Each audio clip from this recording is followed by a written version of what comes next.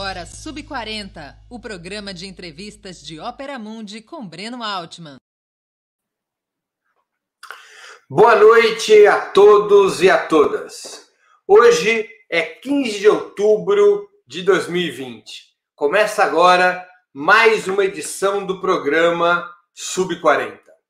Nosso propósito é entrevistar convidados e convidadas que representam uma nova geração de lutadores, pensadores e realizadores. Homens e mulheres de até 40 anos, às vezes um pouquinho mais, que são referências no mundo do trabalho, da cultura, das leis, da comunicação e da política. Nosso convidado de hoje é Douglas Belchior, educador popular, professor de História e um dos fundadores do Uniafro Brasil, além de membro da Coalizão Negra por Direitos. Além das perguntas que serão feitas por mim, nossos espectadores e espectadoras também poderão apresentar questões.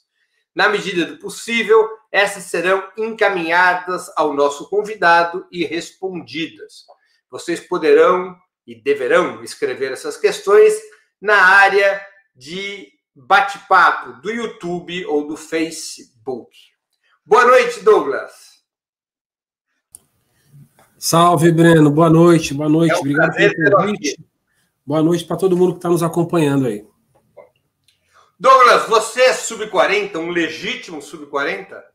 Rapaz, a hora que você falou até 40, eu falei, puxa vida, se enganaram. Sabe que eu não me sinto, né? Mas eu vou fazer 42 agora em novembro.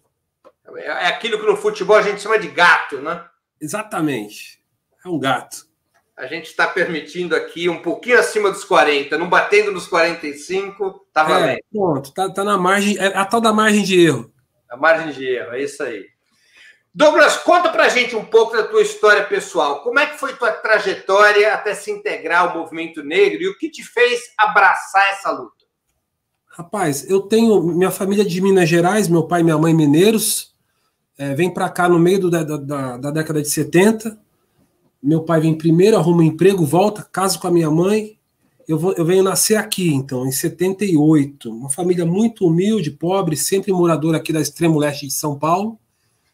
Minha mãe é muito religiosa e muito ativa. Tanto meu pai quanto minha mãe sempre foram lideranças comunitárias nos seus espaços de vivência, sabe? E então eu cresci com a minha casa sempre muito cheia e com a percepção de preocupação comunitária. Então isso é da minha casa. Minha mãe me carrega para a Igreja Católica, onde ela sempre foi também bastante ativa na ação comunitária. De alguma maneira, então, tem uma educação muito de dentro de casa em relação a isso, né? Eu trabalho desde criança, como eu te falei, uma família muito pobre. Eu vendi sorvete com 8 anos de idade, na passarela de Ferraz de Vasconcelos, ali, da estação de trem. E eu me lembro que meu pai conseguiu autorização para montar uma banca de jornal, de doces, em frente a um supermercado de um libanês, cara, chamado Janine. E isso era, Breno, 1989. E era uma mesinha com um buraco no meio, um guarda-sol amarelo e branco. E eu tenho uma memória muito forte disso, porque eu escrevi o nome do Lula nas orelhas do guarda-sol, assim. E aí, um belo dia, meu pai me chama e me dá uma comida de rabo. Fala, você é louco, cara, você escreveu Lula no guarda-chuva.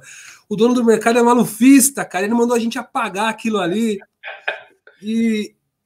Então, assim, eu tinha 10 anos, né? Então, essa é a minha lembrança mais antiga de relação com a política. Com 10 anos, eu fiz a campanha do Lula, em 89. E a Bianca Santana, que é uma escritora importantíssima, ela escreve contos, como Me Tornei Negra, e ela um dia eu contei essa história para ela transformou num conto e publicou essa historinha. Então, eu tenho essa relação com a política, com o trabalho comunitário desde cedo. Com 16 anos, eu tenho um professor aqui em Poá, que é a minha cidade de origem, que sempre foi fundador do PT aqui, o Milton Bueno, foi vereador algumas vezes. Eu me envolvi com ele na escola, que foi meu professor de História, e aí você já entendeu o resto, que aí fui puxado para dentro da casa do professor, me doutrinou, segundo os bolsonaristas aí, e aí nesse meio do caminho eu conheci o movimento de cursinhos populares. Na época em 97. Era Educafro com o Frei Davi, estava começando aqui em São Paulo, e aí por muitos anos eu conciliei a militância no partido com a militância no cursinho comunitário, onde já era um início do debate racial para mim ali. E você era militante do PT? Cara, eu fui do PT de 96 a 2004, 2005. Então, militância era no bairro? Então, militância era no bairro? Era aqui na divisa de Poá com Itaim Paulista. Eu fui secretário de Juventude da Macro de Guarulhos, aqui, junto com o finado, nosso querido amigo, irmão Cândido, o Cândido Pai. Foi meu presidente na macro região de Guarulhos, junto com a Janete, essa turma bacana aí. Cara, eu me formei com essa turma, eu me formei, sabe onde, Breno? Com a turma do Luiz Eduardo Greenhalgh, da Luta Faz a Lei. Sim. É a minha escola de moleque.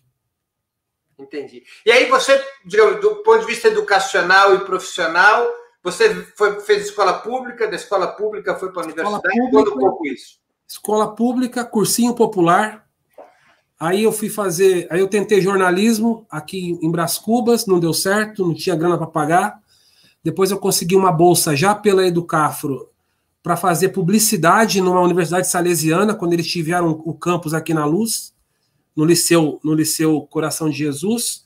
E aí, em meio a isso, eu descobri a PUC, tinha um programa de bolsas da PUC, um programa próprio deles. Aí eu larguei os 2 anos que eu já tinha feito lá de publicidade e fui começar tudo de novo na PUC, em 2003. Aí estudei na PUC de 2003 a 2009 e me formei em História na PUC.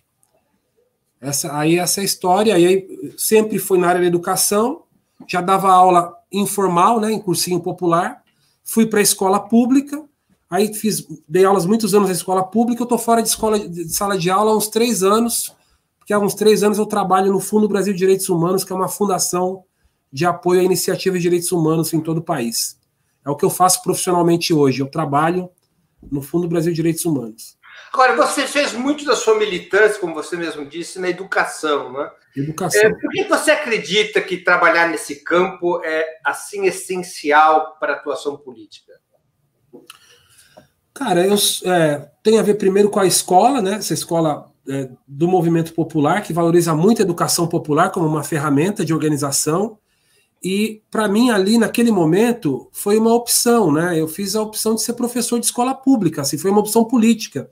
Tinha aquela história de ser jornalista, que era um desejo de criança, meio meu assim, de gostar muito de escrever e tal, mas me parecia muito distante. E quanto mais eu me embreiei na luta política, na militância, ainda bem jovem, eu entendia que eu precisava arrumar isso é uma coisa muito que o Milton aqui, o pessoal aqui da minha região me ensinava. Você tem que fazer política, mas você não pode depender dela para viver, cara. Você tem que encontrar uma maneira de militar e ganhar o seu dinheirinho, ter o seu emprego, conciliar as duas coisas. E eu militava em meio a um monte de educador. Eu falava, pô, isso é maravilhoso. Você está na sala de aula, organiza os pais, a escola, a comunidade, é para lá que eu vou. Meio que como assim, conciliar a tarefa política com a dinâmica de ganhar a vida, de ter um salário, de conseguir comer e militar. Então, você é o alvo ideal para o Escola Sem Partido. Eu sou o alvo ideal. Eu sou esse aí que eles querem eliminar. E ainda fui virar cursinho, e aí fui virar professor e fundador de rede de cursinho popular, que é isso elevado à potência de não só na escola, mas na comunidade, num trabalho informal na comunidade, também com educação. E essa experiência de educação popular, ela é muito revigorante, Breno, porque eu não conheço quem faça isso e não acredite nisso, porque vê o resultado. Se tem um trabalho sério, você consegue. Não estou falando de doutrinar ou influenciar pessoas dessa maneira boba, pejorativa que se diz. Mas você, quando constrói diálogo, você constrói conhecimentos no plural. E isso é bom, mesmo que eventualmente você possa discordar de uma linha ou outra. Mas você qualifica o debate, você consegue aprofundar. E isso é possível de se fazer do lugar mais elitizado ao lugar mais empobrecido. Eu estou acostumado com os lugares mais empobrecidos, onde isso é extremamente possível. História de cursinho popular é isso, é reunir gente pobre que tem problemas objetivos da vida material e levá-los a refletir sobre isso. Cara, isso funciona. Desde moleque com 12, 13 anos, até o EJA, sabe? Quando são os adultos em sala de aula. Eu acredito muito nisso, cara, de verdade. Agora, e como é que você começou a se envolver propriamente no movimento negro, na luta antirracista? Eu sou de uma família mista, né? Como a gente diz, meu pai é branco, minha mãe é negra, e o debate racial não existia na minha casa. Então não é de dentro de casa a formação sobre a questão racial. Ela se dá quando eu passo a conhecer o movimento de cursinhos populares. Eu sempre, como eu te falei, tenho uma veia de formação, né, cristã católica, que vem de berço, e uma influência do campo popular, de esquerda e tal. De repente, eu vou eu conheço um movimento que tem um padre negro com uma Bíblia na mão falando de revolução. Aí juntou as duas coisas. Aquilo tomou minha cabeça, que no caso era o Frei Davi, né, que está aí hoje ainda, super ativo e tal. E eu vi aquele homem, cara, um padre negro. Eu nunca tinha visto um padre preto falando de negritude, de Zumbi, de Dandara e de Che Guevara. Acabou. Eu falei, é aqui que eu vou ficar, porque aí eu me encontrei, assim, do ponto de vista também desse sentimento que eu não consegui compreender em mim, porque é isso, né, Breno? A militância política mais institucional, mais organizadinha, você tem poucas pessoas negras, mesmo nas periferias. Então eu já militava, eu já tinha uma dinâmica de convivência num ambiente de militância, mas em que o debate racial não existia. E poucas pessoas negras tinham naquele espaço. Tinha uma professora chamada Conceição Oliveira, que maravilhosa, que minha querida amiga ainda hoje, que era a única, ela fazia um debate racial muito apurado ali, meio que solitária, sabe? E aí, conhecendo o cursinho, eu comecei a conviver nesse ambiente. E eu sempre fui aqui do extremo leste, de Vida de Poá com Itaim Paulista, e não frequentava o centro da cidade, certo? A minha vida era toda pro lado de cá. E eu comecei a frequentar o centro da cidade, indo nas reuniões da Educafro. Aí eu comecei a conhecer os militantes do movimento negro da capital de São Paulo. Milton Barbosa, Regina Lúcia, Flavinho da CONEM, Edson França da UNE. Eu comecei a conhecer os nego velho do movimento preto. Aí, acabou. Entendi. Douglas, numa entrevista recente à revista Cult, você disse que o movimento negro tem vencido batalhas do ponto de vista da narrativa histórica. Quais são essas batalhas e como é que essas vitórias podem ser vistas?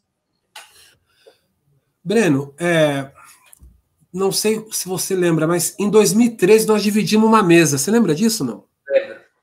Lá no Sindicato dos Químicos, eu acho, na Tabatinguera. Se a gente pudesse fazer uma comparação, você é uma pessoa que acompanha a dinâmica social, né, no Brasil, cara, tem uma diferença tão grande entre como a gente discutia racismo lá em 2013 e como se discute hoje, né? Existia uma batalha, por exemplo, que não era nova para o movimento negro, mas que não era aceita nem na esquerda, né, de maneira geral, e nem pelo campo dos direitos humanos, que é mais amplo do que a esquerda. Por exemplo, o debate sobre genocídio negro, que é uma afirmação que o movimento negro faz formalmente e teoricamente, aqui no Brasil, pelo menos desde a década de 50, com Abdias. Uhum. E hoje, eu poderia dizer que é uma discussão quase que hegemônica, assim, é um conceito quase que aceito hegemonicamente nesse nosso campo. Mas isso há 2 anos atrás não era, há 3 anos atrás não era. Então, quando eu falo de vencer batalhas, é exatamente desse exercício permanente de reafirmar aspectos da verdade histórica brasileira que foram ignorados, que têm sido ignorados, inclusive pelo nosso campo. Dou outro exemplo, anterior a esse, e que é mais forte, que é a tal construção histórica em torno da ideia da democracia racial, que hoje, para nós, no nosso ambiente, soa até assim, ultrapassado. Mas não é ultrapassado do ponto de vista sociológico, porque a gente ainda é educado por essa mentalidade, mas pelo menos do ponto de vista narrativo, a gente ultrapassou, né? Estamos no momento seguinte do debate. O debate sobre cotas, para falar de uma coisa extremamente concreta, política pública concreta.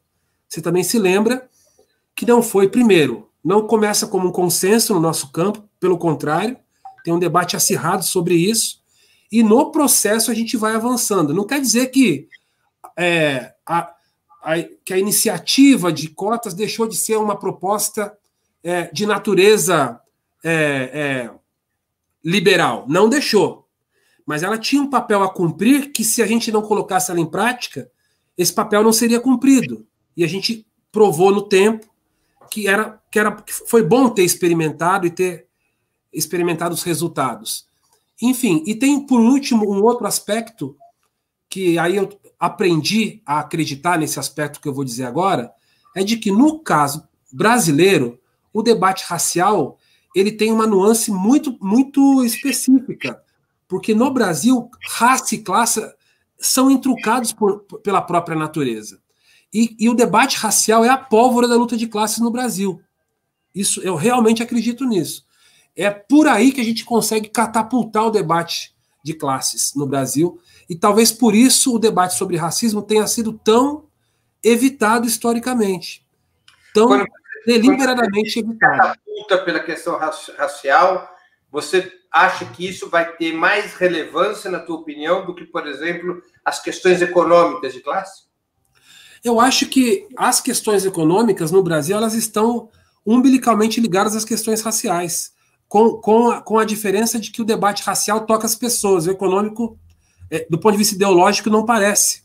Ou a gente não experimentou isso, pelo menos. Né? Não me parece que como um elemento mobilizador, isso tenha trazido, tenha garantido grandes avanços. Assim. Eu acho que, enquanto um elemento mobilizador, o debate racial ele é muito poderoso, ele é muito potente, porque ele toca outras dimensões da humanidade, para além da material. Né? E, então, acho que a ausência dessa percepção custou caro para nós enquanto campo, para nós enquanto campo progressista ou enquanto esquerda. Essa falta dessa sensibilidade para esse tema, sabe? E acho que está super em tempo. Acho que está super em tempo. Você acha que esse tema sempre teve esse potencial mobilizador e a esquerda eventualmente não conseguia identificá-lo? Ou você acha que esse potencial mobilizador é um fenômeno recente? Não, eu acho que sempre teve o potencial mobilizador. Agora, a conjuntura opera, né, Breno? Então, nós estamos vivendo uma conjuntura onde isso coloca esse elemento com muito mais força. Por exemplo, nós estamos vivendo um ano que, do ponto de vista do debate racial, é inédito. Nunca discutimos tanto e numa profundidade tão intensa. Agora, ele já encontra um terreno, né? Porque, cara, as políticas de cotas ou as políticas que têm a questão de raça como mobilizadora da sua prática, ela cria uma potência de debate na sociedade que a gente está experimentando agora. Eu costumo dizer o seguinte, quando eu olho para os anos de governo Lula e penso assim, o que foi que ficou como um legado para o futuro, você não pode ignorar que as políticas que tinham a questão racial como um elemento foram as que ficaram e as que talvez tenham dado mais fruto de mobilização. Né? Eu dou um exemplo. Eu me lembro, Breno, que quando o PT instituiu o ProUni, tinha um debate grande sobre o caráter do ProUni. Afinal de contas, você vai colocar pobre na universidade, isso é um viés de leitura possível. Por outro lado, você salva as empresas privadas de educação. E aí? Aí tinha todo um debate em torno disso. Né? E a UNE, naquela época, tentou organizar uma organização nacional de estudantes beneficiários do ProUni. Ou seja, era uma associação de prounistas nacional, para potencializar politicamente os beneficiários de uma política específica. Ou seja, politizar aquele resultado, certo? Beleza. Não rolou. As políticas de cotas, ninguém tentou organizar. Não precisou. Os pretinhos entraram na universidade, montaram núcleos autônomos, e a partir de núcleos autônomos, que passa a se chamar coletivos negros, nas universidades, isso estimula organizações autônomas de pessoas negras fazendo luta política. Cara. Então, veja a diferença do elemento mobilizador. Você teve uma política que colocou gente pobre na universidade, e não conseguiu mobilizar nem com a vontade deliberada do movimento estudantil. E você teve uma outra política que colocou gente preta na universidade, que não precisou de uma articulação, ela se auto-organizou. E isso traz resultados até hoje. Né? Isso teve resultados para fora da universidade, formou um monte de intelectual, um monte de lideranças, que fez com que o movimento negro chegasse nesse ano num outro patamar para colocar o debate público. Então, eu olhando para isso, Breno, eu identifico elementos que me fazem acreditar que existe uma potência mobilizadora no debate racial que a gente precisa aproveitar melhor, né? Aproveitar no bom sentido, né? Ter como um instrumento de luta política para o nosso campo. E acho que isso é pouco refletido, pouco compreendido pelo nosso campo. Qual é o balanço que você faz dos governos Lula e Dilma em relação à questão racial? Olha, eu tenho um balanço, um olhar diferente hoje diante do que a gente está vivendo. Não é possível ter o mesmo olhar. Eu vivi todo o governo Lula, porque eu saí do PT no primeiro... Assim, eu fiquei no PT ainda até 2004, porque em Poá nós disputamos a eleição para a prefeitura em 2004. Mas eu já deixei de cumprir funções partidárias no começo do governo Lula, em 2003, né? Uhum.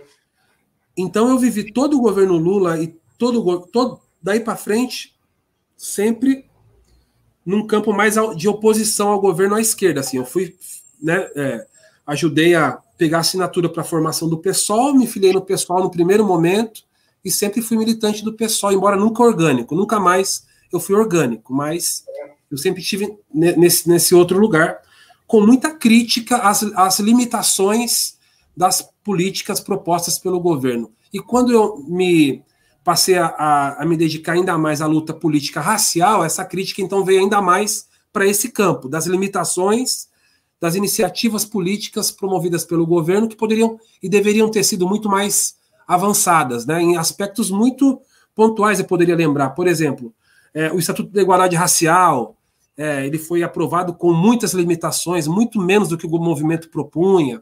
Né? Exemplos para ilustrar. Um exemplo para ilustrar é que a proposta original que o movimento defendia colocava o Estatuto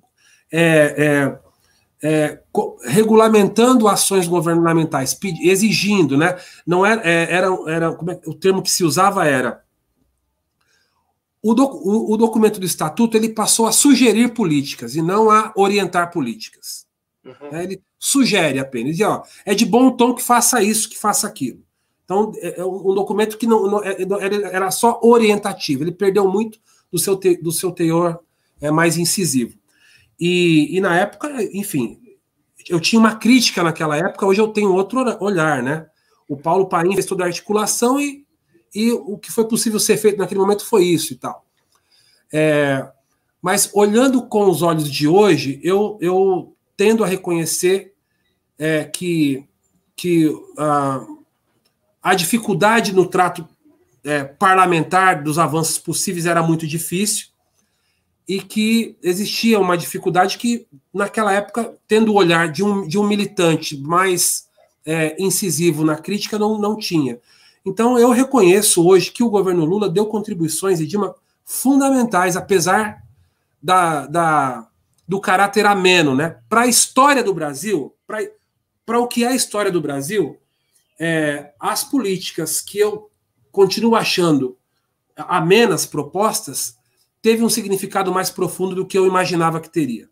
É isso que eu penso. Então, você se referindo especificamente a quê? Política de cotas?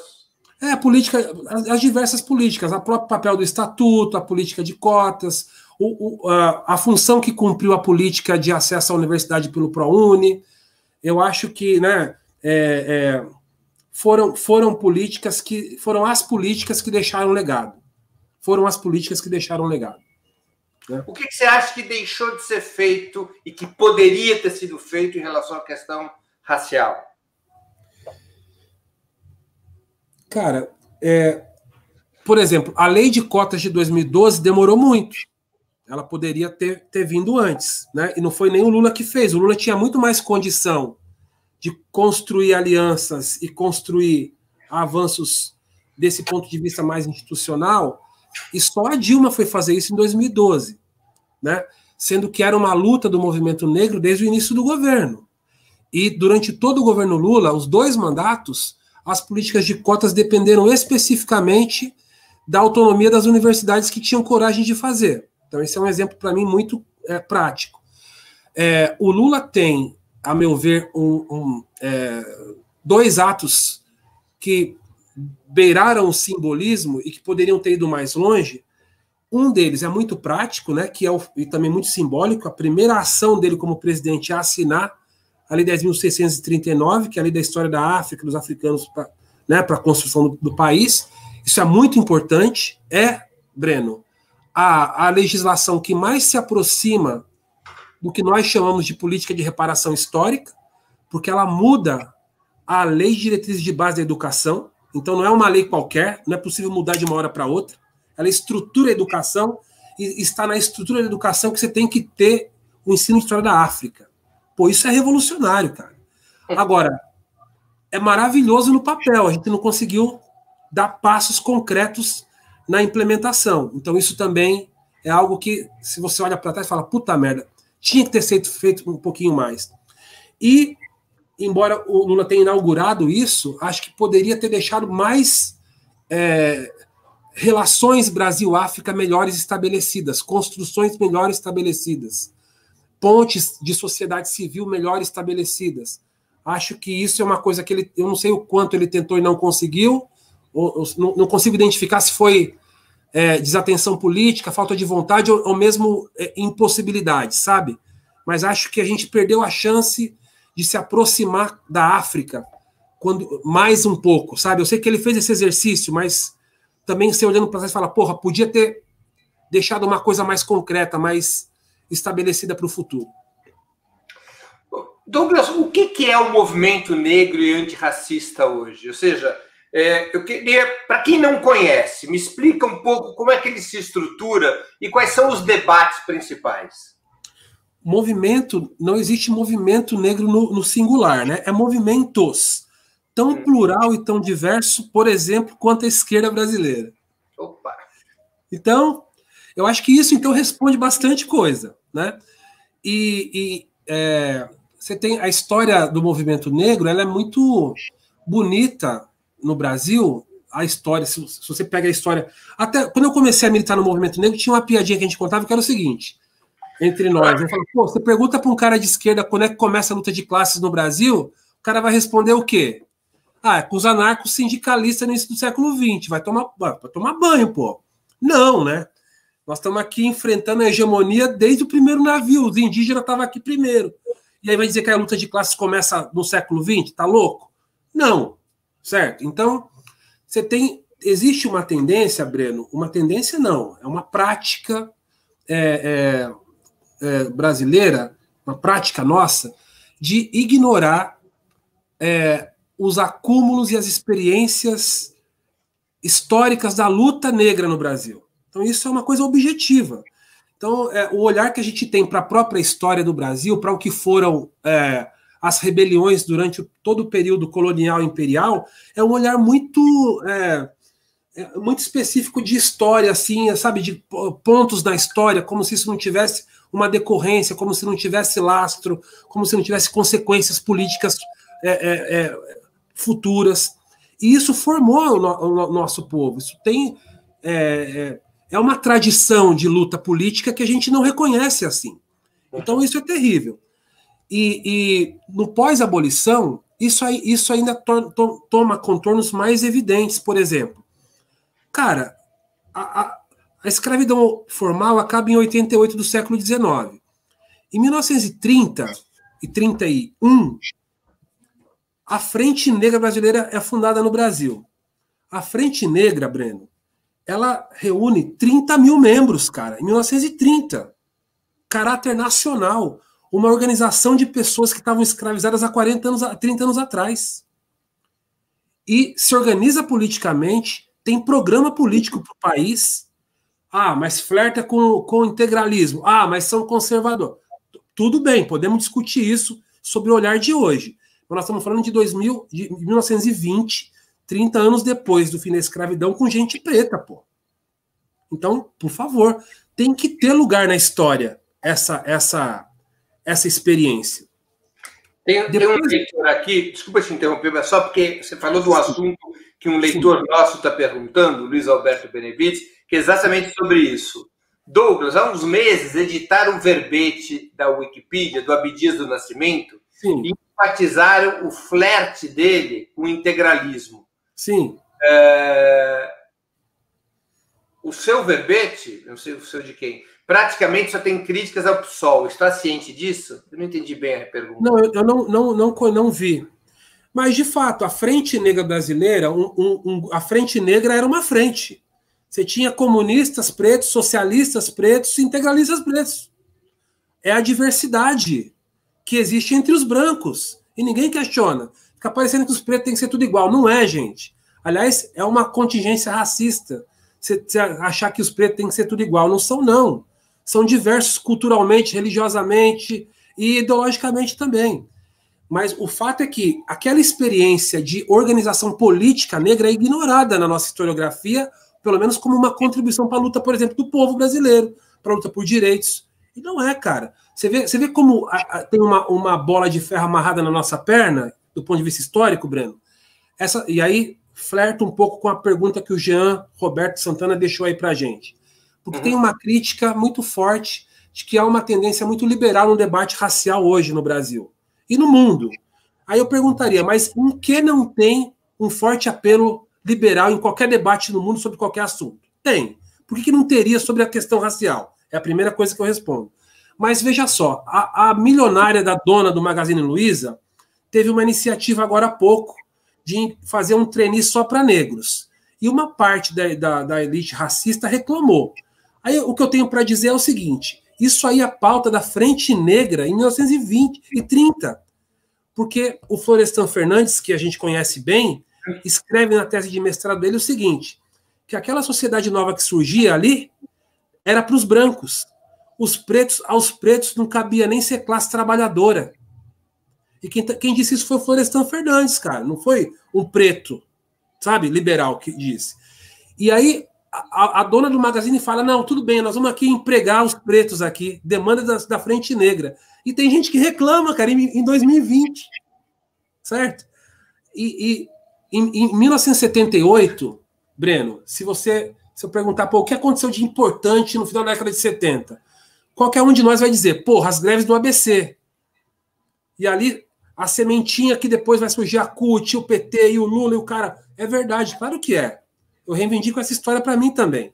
Só que no mesmo ano você tem a reorganização do movimento negro, o ato nas escadarias com o MNU, e ninguém dá importância para isso. E a contribuição do movimento negro nos anos 80, para a reabertura, e o papel do movimento negro durante a ditadura, e o papel do movimento negro na Constituinte de 88. Porra! Isso não entra na cartilha de formação de nenhum partido de esquerda, cara. Talvez agora estão fazendo, agora. Entendeu? Então, acho que tem uns buracos aí, cara, que a gente abriu mão de... Assim, o Clóvis Moura, que é um cara, um marxista, estuda o Brasil dentro da dialética materialista, pensando o Brasil a partir da escravidão. Qual é o partido que estuda isso aí?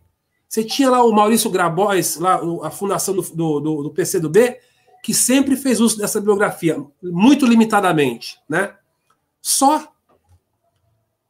Então, assim, eu tenho muita, depois de crescido, muita crítica, sabe, ao nosso método, assim, sinceramente. Eu estava te perguntando sobre o movimento negro hoje, que você já explicou que são movimentos negros. Uhum. E eu te perguntava, vou retomar essa pergunta, quais são os grandes debates nos movimentos negros hoje, as diferenças principais? Uma síntese só para a gente poder melhorar a nossa informação sobre os movimentos negros. Bom, nesse momento você tem uma articulação. Primeiro, assim como todo ambiente político, existe uma tendência hoje em conformação de blocos, certo? Por conta da conjuntura. Então, existe hoje a Coalizão Negra, que reúne a maioria dos movimentos regionais negros, que são articulações regionais, e também as organizações nacionais, com exceção da CONEM. Então, todas compõem a aliança, que é uma aliança que mistura um pouco a tradição do movimento negro mais ligado à esquerda, então tem organizações que têm essa tradição, né? Eu comecei a dizer isso, não consegui terminar o raciocínio, porque eu falo demais, eu sei, mas eu quis dizer, quando eu falei da Frente Negra Brasileira, que o movimento negro não começa no campo da esquerda. A tradição do movimento negro no campo da esquerda, como articulação, é a partir da geração que resiste à ditadura. E aí ele vai formar o movimento negro mais à esquerda no final dos 70, como fruto daquele processo histórico. Mas antes dele, você tem os velhos, os mais velhos da Frente Negra, que não são tão à esquerda, ou se colocam num ambiente político outro, mais de centro, certo? Aí, nos anos 80, você vai ter uma hegemonia do movimento negro organizado no campo da esquerda, na influência petista, na influência do PDT, e é essa galera que nos educa. Aí, no final dos 90, final dos 80 e início dos 90, você tem uma outra tendência mais ligada a terceiro setor, dentro do movimento negro. Terceiro setor, a galera que vai organizar os conselhos de direitos da população negra. Então, você tem, por exemplo, a inauguração dos conselhos de direitos em São Paulo são feitos pelo MDB. Você tem uma proximidade e uma articulação dentro do MDB nos anos 80, que tem muito movimento negro ali, né? Então, aí, hoje, a aliança conforma esse grupo de movimento negro ligado às mulheres, que é muitíssimo forte, é uma tradição muito poderosa, né? Movimento negro de mulheres, movimento negro mais alinhado ao terceiro setor, que já foi chamado anteriormente de onguismo, que tem um pezinho nessa origem, né, mais de centro, influência MDB, influência até PSDB do início, e você tem o movimento negro resultado da ditadura militar, que é muito alinhado à esquerda que a gente conhece, ao nosso campo. Isso hoje conforma um campo que a gente chama assim, tá todo mundo junto ali, certo? E você tem o crescimento nos últimos anos, a partir de 2013, da organização de um movimento negro mais à direita, liberal mesmo, eles têm o direito de existir, mas não vão fazer política junto nunca, mas eles têm todo o direito de existir, e aí você tem figuras emblemáticas, que são despolitizadas pra caramba, mas que mobiliza a gente preta, cara. O Holiday é um cara desses, tem agora o babaca desse Douglas Garcia aqui na Câmara de Estado de São Paulo, e você tem pequenos núcleos dessa galera que faz política, que faz encontros, mas que não consegue disputar com a gente na esfera pública. Você entendeu? Então, na esfera pública, você não tem grandes embates. Na esfera pública, você tem grandes acordos. Você tem hoje a Convergência Negra, que a CONEM coordena de alguma maneira mais geral, junto com um campo do movimento negro, mais próximo do petismo ali, né? E tem a aliança da coalizão, que é mais diversa, que é onde está a maior parte da diversidade do movimento negro. Aí você tem os coletivos negros, você tem essa abundância de iniciativas que são autônomas e que reúne gente preta pra caramba, e que discute política, que defende nossas pautas, mas que não estão organizados, Breno, dentro dessas estruturas e nem coisa parecida com essa. Então, o movimento negro no Brasil hoje é de uma diversidade e de um autonomismo muito poderoso, muito poderoso. Douglas, você já foi candidato a cargos públicos e chegou a denunciar mecanismos racistas dentro dos partidos políticos. Quais são esses mecanismos e como é que você analisa as novas regras determinadas pelo TSE sobre financiamento a candidatos negros? Olha, o debate sobre a valorização ou as condições objetivas para o exercício da liderança política por pessoas negras é um debate antigo, né? Você tem, para quem gosta de estudar isso, quem quer pesquisar, eu sugiro que faça um exercício. Procure aí no Google carta de desfiliação da Lélia Gonzalez do PT. É uma história, assim, emblemática. O PT coloca em rede nacional o seu programa de televisão e apresenta seu projeto para o Brasil. E nesse projeto para o Brasil não existe negro. E a Lélia faz uma carta de desfiliação nos dias seguintes e diz, olha, eu não posso ficar num partido cujo seu projeto de paz e de futuro não considera meu povo. Ela sai e vai para o PDT, onde está o Abdias e o Brizola. não estou dizendo que é muito melhor, mas estou dizendo que é emblemático, né? Por que é que o nosso campo não conseguiu construir grandes lideranças negras, políticas? Você vai contar nos dedos. E esses que você conta nos dedos, extremamente limitados pelas próprias instituições. A Benedita da Silva é uma entidade para a gente, hoje. Mas ela foi, e ela é talvez, entre os vivos, das lideranças negras que mais longe alçou lugares, né, institucionais. Foi senadora, foi governadora, né? Mas olha só, nós estamos falando de uma figura, que é uma entidade, assim, ela é uma sobrevivente das estruturas.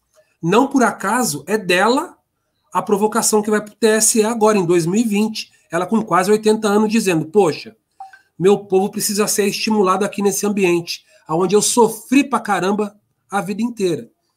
Então existe um exercício de reprodução de racismo dentro dessas instituições, da maneira mais suave, sutil que ela é possível ser, e das maneiras mais escancaradas que também são possíveis de ser. Porque o racismo brasileiro, Breno, ele, por conta da magia da democracia racial, ele é pouco percebido no processo, mas ele é escancarado no resultado. Então, é difícil dizer que um partido de esquerda é racista no seu propósito interno, na sua dinâmica interna. Talvez seja, mas quando você olha quem são as lideranças, você fala, porra, não tem como não ser, não tem liderança preta aqui, sendo que a base social todinha é. Como é que você explica isso? Aí você tem o Vicentinho foi alvo da priorização do partido dele em algum momento da história política dele? Talvez ele diga que sim, porque não quer se desgastar. Eu diria, como militante negro, que não, nunca foi. Nunca foi. Ele foi presidente da CUT, depois virou deputado federal e com as suas próprias pernas continuou assim. Eu nunca percebi que o partido dele tenha dado para ele condições dele se transformar na liderança maior do que ele é. Ele poderia ter sido. O Paulo Paim, no Rio Grande do Sul, é uma entidade. É uma entidade. A gente já citou alguma vez que o Paulo Paim poderia ter sido candidato à presidência da República, por exemplo? Eu não me lembro. Então, eu acho que a gente menospreza o potencial do que significaria construir grandes lideranças nacionais vindas desse lugar. E mesmo assim, esses que eu citei, com exceção da Benedita, não têm a sua origem de militância no movimento negro, que é outra coisa. Que você tem até figuras negras que ocupam alguns lugares, mas vem do sindicalismo, vem do professorado, vem de categorias outras. Lideranças orgânicas do movimento negro, que dessa maneira ocupa esses lugares, aí você vai reduzir quase zero. Então, no resultado dos processos, isso é latente.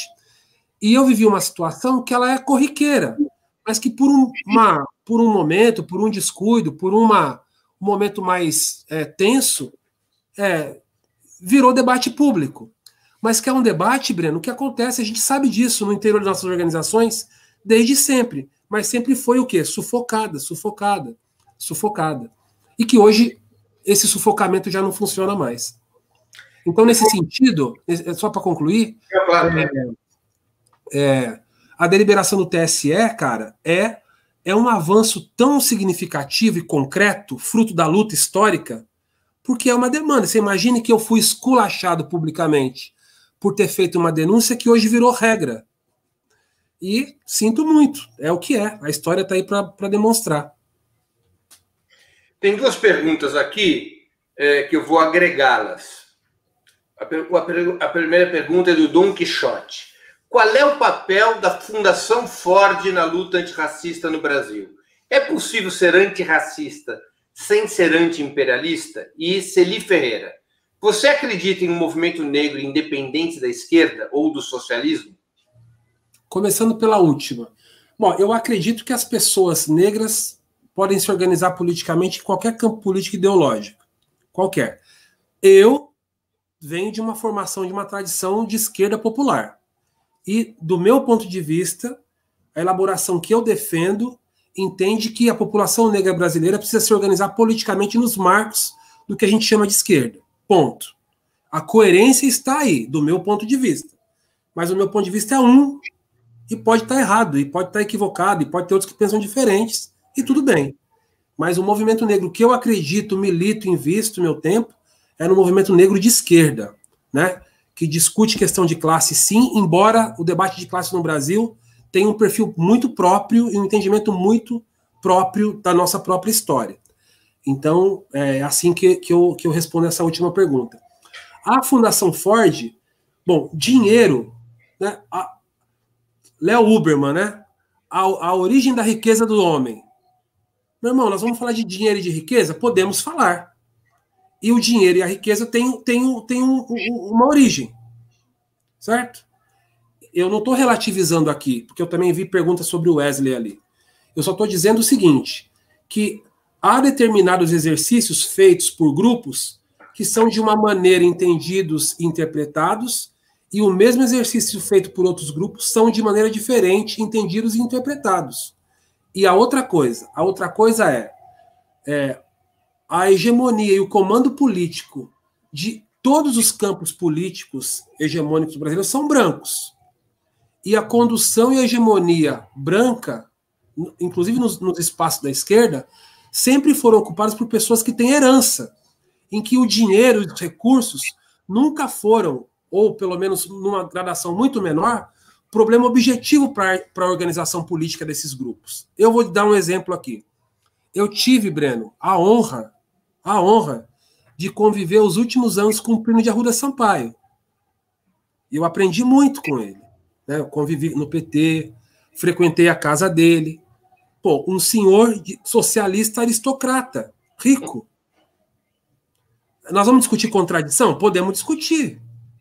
Certo? Agora, quando um grupo social que não tem história de herança se organiza politicamente e, eventualmente, tem acesso a um recurso ou outro, você vai caracterizar politicamente esse grupo por conta disso? Por favor. Então, eu acho que a gente tem que colocar o debate nesse lugar. A Fundação Ford é uma instituição, assim como existem várias, que destina recursos para diversas iniciativas. Algumas horrorosas, outras nem tanto. A gente vai discutir o caráter da Fundação Ford. Agora, se o dinheiro determina a política, é uma coisa. Se não determina, é outra. Existe movimento negro no Brasil financiado por alguém, e esse financiamento determina a linha política dela? Pô, isso tem que ser condenado. Eu vou denunciar e eu vou criticar. Certo? Agora, se existe autonomia política na ação, qual é o problema? Qual é o problema? Né? Porque aí, ou então a gente vai discutir a origem da grana. Beleza. Tem um monte de organização política que viveu por anos, sobreviveu por anos, Bruno, a gente sabe disso, com dinheiro de emenda parlamentar. Vamos discutir ética? Vamos discutir? É foda, cara. Agora criminaliza os pretinhos quando faz... é foda. Isso aí, para mim... Existe uma célebre frase do Lenin que ele dizia que o dinheiro da revolução não importa de onde vem, importa para onde vai. Pô, obrigado pela síntese. Obrigado pela síntese. Vem cá, há uma pergunta também relacionada a esse assunto que você já leu, do Jean Roberto Santana, que é a sua opinião sobre a doação de campanha do Armínio Fraga ao candidato Wesley do PSOL. Sim. Eu acho que o Armínio doou pouco dinheiro. Acho que ele tinha que distribuir mais e melhor. Eu achei que foi um erro do Armínio ter dado dinheiro para aquele moleque do Novo lá. Porque a revista Veja disse o seguinte: o Armínio deu 25 mil para o moleque do Novo e 30 mil para o moleque do PSOL. Essa foi a notícia, não foi? Porra, Armínio, por que você não deu para alguém do PSOL também, cara? Da favela do Rio lá? É essa a minha resposta. Tá ótimo. Eu tenho certeza absoluta que o Wesley, que eu conheço, eu estarei quarta-feira numa agenda com Wesley, lá em Duque de Caxias, aonde candidatos são assassinados, aonde políticos são assassinados, aonde 99% de quem critica o Wesley nunca pôs o pé, não sabe o que significa Duque de Caxias. Eu tenho certeza que cada real desse dinheiro aí vai ser empregado na luta revolucionária que esse moleque faz. Esse moleque foi expulso da corrente dele. Ele é um cara formado, Breno, na esquerda, essa que a gente acredita, cara. Eu acho uma falta de respeito, uma canalice, quererem deturpar, quererem desqualificar um garoto de 22 anos com a capacidade política e com o compromisso político que o Wesley tem. E ele é um exemplo. Tem outros diversos, certo? Que a gente não conhece. Mas eu acho que assim, o tamanho da covardia do que estão fazendo com ele, tentando assassinar politicamente esse garoto, não tem tamanho. E não vai ficar barato também, não. Douglas, o historiador, também educador popular, e também militante antirracista, Jones Manuel, disse recentemente que acredita ser errado colocar as lutas contra opressões como lutas identitárias. Isso. Já que lutar por representatividade, segundo ele, seria uma luta permitida pela dominação burguesa. E o real objetivo emancipatório dos povos deveria ser acabar com a noção histórico-cultural de raça e construir uma sociedade desracializada. Qual é a sua opinião sobre esse ponto de vista? Bom, então, eu adoraria, eu acho que como objetivo utópico, imaginar uma sociedade desracializada é como imaginar uma sociedade, vou brincar com a palavra, desclassializada. Eu almejo, desejo, trabalho e tento oferecer a minha vida, e você também a sua, Breno, como uma contribuição para o acúmulo histórico para um dia a gente chegar na Revolução e na Revolução Socialista. É disso que se trata. Tudo bem, eu tendo a acreditar e ofereço a minha vida para isso também. E acho que, sem dúvida nenhuma, o racismo como uma ideologia de dominação, porque racismo é isso, racismo é um elemento ideológico muito bem construído para a prática de dominação de um grupo sobre outros, que funciona muitíssimo bem, porque a gente tem na história da humanidade um grupo racial mandando e o resto, todos os demais morrendo, certo? Ou seja, funciona historicamente muito bem. É óbvio que eu gostaria que a gente vivesse esse dia da desracialização do mundo. Mas enquanto isso não acontece, eu tenho que viver a vida real. E a vida real me diz que todos os grupos existem a partir das suas identidades. E essas identidades são importantes. E elas podem ser politicamente aproveitadas para esse acúmulo histórico revolucionário que nós acreditamos. E eu não acho que isso seja um problema necessariamente. Isso pode ser um problema à medida em que se torna um objeto de uso ou um instrumento colocado politicamente contra os direitos desses povos. Mas eu sem dúvida nenhuma, que o elemento racial e da identidade racial, assim como branquitude, também é identidade. É preciso lembrar isso, né? E ela não é utilizada a nosso favor. Vamos lá, vamos combinar. Agora, o elemento racial negro como o contingente populacional majoritário da população, é aquele que demarca a classe trabalhadora brasileira, é aquele que, historicamente, traz para a gente um exercício de resiliência e experiências revolucionárias profundas, concretas, na nossa história de 500 anos. Como é que eu não olho para isso e não digo que não tem aí elementos de revolucionários, potencial revolucionário nesse caldo de cultura para a gente trabalhar politicamente? É óbvio que tem. Por que a gente não trabalha? Porque a gente conhece muito mais as histórias das rebeliões e das revoluções europeias do que as nossas.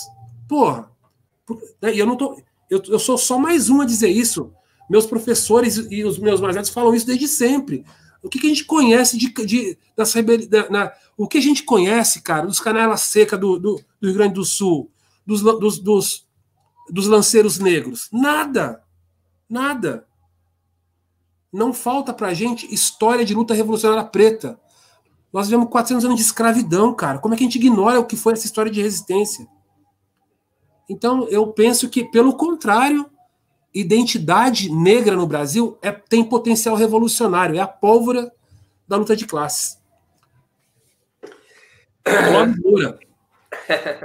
Douglas, a gente está chegando no final, eu vou te fazer umas perguntas simples e rápidas, aqui um ping-pong, para a gente concluir essa nossa conversa muito interessante, que poderia durar bastante tempo, porque eu estou aprendendo muito, eu tenho certeza que nossos espectadores e nossas espectadoras também. É a atividade profissional que eu faço em que eu mais aprendo esse programa, porque é uma atividade que me obriga a escutar, em vez de falar. Vamos embora. Time de futebol. Corinthians e Flamengo. Os dois. Um dia eu vou achar nesse programa alguém que torce para o melhor time da história. Existe? Santos Futebol Clube, né? Tá bom.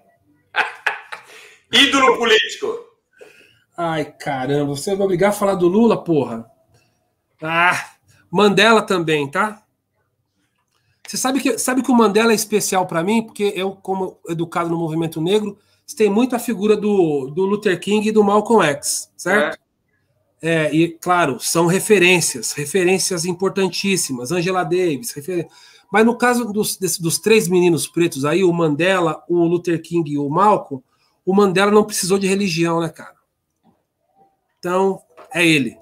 Vamos de Mandela como ídolo político. Livro inesquecível. Howard Fest, Caminhos da Liberdade, que é a história de um escravo, né, uma pessoa escravizada que se torna senador no sul dos Estados Unidos. Música preferida? Cara, eu sou do pagode e do Belchior, as duas coisas. Música. Alucinação, Belchior. Pronto. Evento histórico do qual gostaria de ter participado?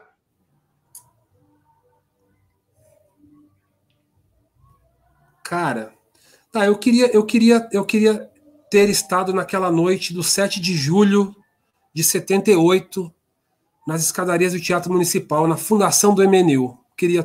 Eu tava na barriga da minha mãe nessa hora. Filme marcante. O Oitavo Dia. É um filme francês que conta a história de um garoto com síndrome de Down. O Oitavo Dia. Douglas, encerramos aqui. Eu queria te agradecer muitíssimo por ter aceito o nosso convite. Foi uma conversa muito agradável. Queria te parabenizar pela tua luta, pelo teu esforço e pelas tuas reflexões. Eu que agradeço, Breno. Fiquei feliz de ser convidado e de poder voltar a falar com você aqui, viu, cara? Você é um cara importante para nossa luta e eu te acompanho, viu? Fique bem aí. Parabéns pelo seu trabalho. Grande abraço. Encerramos assim mais uma edição do programa Sub 40. Nessa noite, 15 de outubro de 2020, eu entrevistei Douglas Belchior, destacada liderança da luta antirracista. Nós voltaremos a nos ver na próxima quinta-feira, dia 22 de outubro, no programa Sub 40, para uma entrevista com Sabrina Fernandes. Ela será entrevistada da próxima quinta-feira. Eu queria agradecer a todos aqueles que nos acompanharam na noite de hoje, aqueles e aquelas que nos acompanharam na noite de hoje. Em especial, gostaria de agradecer quem formulou perguntas, pedindo desculpas àqueles cujas perguntas eu não pude ler em função do tempo. Quero dar um agradecimento ainda mais especial a quem se tornou membro pagante do canal do Opera Mundi no YouTube e também aqueles que contribuíram através do Superchat. Quem gostou do programa, por favor, ajude na sua difusão, compartilhe nas suas redes sociais.